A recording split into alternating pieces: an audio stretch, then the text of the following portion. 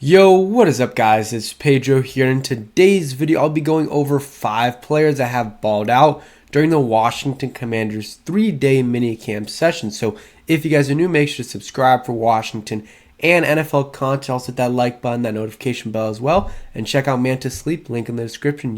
Use code HTTC for 10% off. So the Washington Commanders wrapped up their minicamp. They still have a practice next Tuesday, but I don't think that's necessarily considered minicamp. So we're going to go over 5 players. Some of these are, big name guys, and I picked a couple under the radar guys. I also have a couple clips for you guys as well. So number 1 guy is Chase Young. He came back this week, and from all accounts, he's looked pretty good. Albert Breer said he has looked phenomenal in minicamp and, much better than he did at the end of last year in practice. And he's gotten to the quarterback. I think the first day they said he would have got a sack on Howell.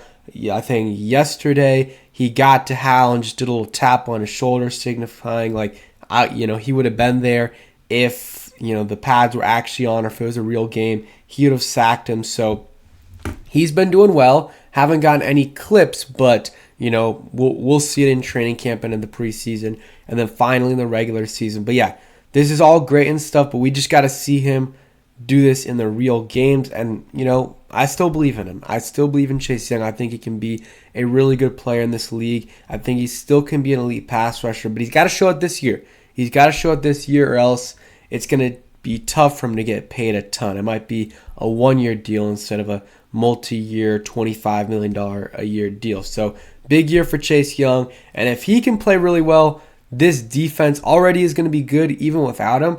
But if he plays like he did at the end of his rookie year, or even better than that, then this defense could be something else. It really could, with the rest of the D linemen they have in Allen, Payne, and Sweat, and then even Fernando Mathis and Ridgeway, and then the back end is going to be pretty good this year, I think. So Chase Young definitely has looked good. So another guy that I've heard some good things about is Penn State receiver Mitchell Tinsley. He's an undrafted free agent out of Penn State, like I said, and yesterday had a really nice catch from Jake Fromm, which was a touchdown in the corner of the end zone. The other day I heard about him making another big catch. It was a play of the day. So he's been doing pretty well, and played at Penn State. Don't think he overlapped with Jahan, because I can't remember where he transferred from. I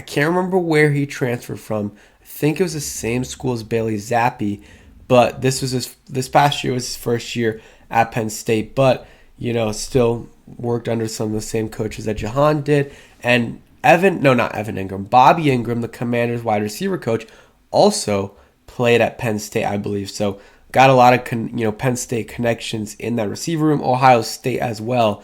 Sorry, still a little sick with Curtis Samuel and Terry McLaurin, but he's looked good. And with Casimir Allen being out the last week or so, that's given him a little bit more chance to shine. And if he can do stuff in punt returns and kick returns, he has a solid shot making this roster. I still think, though, as long as the injury isn't serious for Casimir Allen, I think he makes it. But who knows? Mitchell Tinsley's balling, and I just wanted to give him his props, today, just because, again, he's been showing out in practice. And one of these undrafted free agents, I think, will make the roster, and it could end up being Mitchell Tinsley. And it's going to be a competition between him, Casimir Allen, and then maybe like Jalen Sample, and then also you got to throw in Dax Milne and Marcus Kemp. Those 5 guys, 2 of those guys will probably get roster spots, and the rest of those guys will just probably be on the practice squad, which is not bad. Real quick, guys, word from our sponsor. And huge shout out to Man to Sleep for sponsoring this video. They make the best sleep masks in the world. They have a bunch of different types that can change temperatures, that can change the sound that you're listening to when you're going to bed and when you're waking up. I've been using it for the last month or so, and it's done wonders for my sleep. My sleep has improved drastically. I've been getting good quality sleep whenever I'm having a tough time sleeping. I just put the mask on and go to bed, and it's great. So check them out. Use code HTTC for 10% off. All right, and we're back, and the next guy on the list is another kind of under the radar guy, and that is Dax Milne. He's been showing out through OTAs, but also minicamp as well. Nikki Jabal, this is yesterday, says Sam Howell threw a perfect ball to Dax Milne in the corner of the end zone during red zone drills. Had a nice catch there. He's made some really nice one-handed catches and just normal drills. And I think today is Friday, so Wednesday I think I heard him make another big play as well.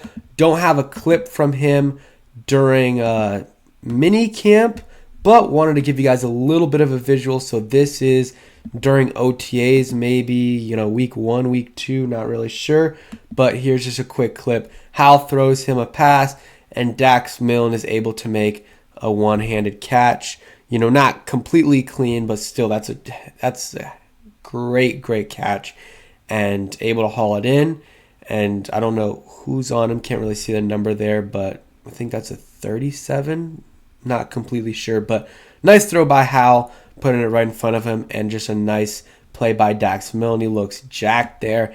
I don't know, Dax Milne, he shows some things, and he has shown some things. I would keep him on the roster over someone like Marcus Kemp. I still think he can be a solid backup slot receiver in this league, and if you need him to, he can return punts for you. I don't want him to, but he didn't fumble last year, knock on wood. Hopefully it doesn't happen in the future, but Dax Milne still intrigues me as a backup slot guy that can maybe make some noise if he does get some PT, which at times last year he made some big plays, had a nice route against the Vikings, and he scored a touchdown in that game. That was a huge touchdown grab. Unfortunately, we lost that game because of clock management by Rivera, John Ridgway penalty, Taylor Heineke interception, whatever. We don't have to go back into that. That was a really gut-wrenching loss, but Dax Milne balled out in that game, and I think he should make the roster. I really do think so.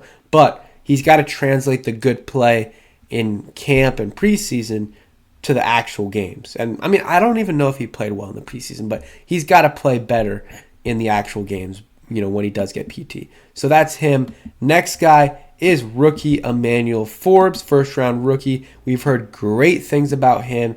This is a clip I posted on my channel on a YouTube short, but he breaks up a pass from Howell to Jahan Dotson, just gets right in front of him. And we heard a lot about Emmanuel in terms of, he's going to get you a lot of interceptions, which I've heard some, good things about him making a few interceptions, but I've heard a lot about the pass breakups he's made, including this one, and that's against Jahan. That's against a guy that could be a great NFL receiver in the future, and he's able to lock him up there. And we've heard Terry, dusted him a couple of times, but Forbes has also gotten a couple pass breakups against Terry, gotten a few interceptions in general. So it's great to hear Emmanuel Forbes, looking good in camp. Or mini camp, yeah. So he's got to, these next 6 weeks, he's really got to work hard and try to just think of things he needs to better himself at and what he wasn't doing well in mini camp and OTAs. Okay, translate, try to work on those things in the 6-week break or 7-week break, whatever, between mini camp and training camp. And we'll see how he looks then. It could be even better than he looks now, which is good. And I'm excited about the secondary. I really am. You got Emmanuel Forbes, you got Quan Martin, Kendall Fuller, Benjamin St. Juste, Cam Curl, Derek Forrest, and a guy that I'm about to talk about right now who has been balling out as well. And then Jahan Dotson, and I'll talk about him in a second. Comment down below if you guys can guess him before I say it. But you also give me some guys that I didn't mention that you think have had good camps or good offseason so far. So Dotson, about Forbes, he says, honestly, I watched the tape and I was like, I think he's good, but I don't know. After seeing him on the field, I understand what the hype is about. So he's giving him his props. And you like to have these competitive groups that kind of, go up against each other, like receivers, DBs, O-line, D-line, because then it keeps these guys sharp. That's why I wish we had a better O-line, because then it would help this D-line, better prepare for the season, because they're going up, last year they're going up against a bad O-line, and then come the regular season, and, the D-line was still good, but it's not the best practice for them. Next guy, Percy Butler, another under-the-radar guy for the Commanders, but I have heard great things about Percy Butler this camp from many people. Guys that were, fans that were there, reporters. I mean, right here, he had an interception yesterday. In red zone drills against Sam Howell. He also had a interception or two during OTAs and maybe another one in minicamp. He has looked good. He has looked good for sure, and want to give him his props. Let's see if there's any other tweets about him, but he's a guy that I don't know how many many snaps he's going to get just because of how many guys we have in this DB room, but when he does get those snaps, I'm excited to see what he does. I am. A lot of people have been saying he's, been balling out. And yeah, he's a guy that's very intriguing. Just depends on the, availability of some of these guys ahead of him and where Quan Martin plays. Because if Quan plays in the slot, I think Percy will be able to play. And the thing is, if the Commanders play one linebacker sets a lot of the time, that's one linebacker, 4 D linemen, so that puts you at 5 players, and you got 6 DBs in the field. If you have 6 DBs on the field, let's think about who that's going to be. Cam Curl and Derek Forrest for sure. Emmanuel Forbes for sure. Kendall Fuller for sure. That's 4. And you throw in Quan Martin, probably 5. And then it's just between Percy Butler or Kendall Fuller, depending on what they want on that in that package. He could get in there some plays. And obviously, if there are injuries, he could get in there as well. Preseason, I'm just excited to see Butler because I think, he was one of those high ceiling guys that we got in the draft. And, I think he could be something. This room has a lot of talent. This DB room has a lot of potential with guys like Benjamin St-Juste, Quan Martin, Percy Butler, Derek Forrest. I mean, we already know, I think I said St-Juste. We already know Cam Curl is good, and we kind of know what Kendall Fuller is. But Percy Butler, hey, he could be the next breakout player. We will see. But I just don't know how many snaps he's going to get, if he's going to get enough snaps to make enough of an impact. But I thought the same thing about Derek Forrest last year. I was like, okay, I don't think Derek Forrest is going to get a ton of snaps. But then he started kind of same thing as Percy Butler. Had a good start to the offseason, and then it started to get better and better and better. And then I was like, okay, he might actually start playing. And then he did. Cam Curl's out for the first couple weeks, and Derek Forrest is like one of the best players on the defense, and they found a way to keep him on the field. And then eventually moved by McCain to slot cornerback and had Derek Forrest as a starting strong safety, or free safety. So if he's really good, they'll find a way to put him on the field.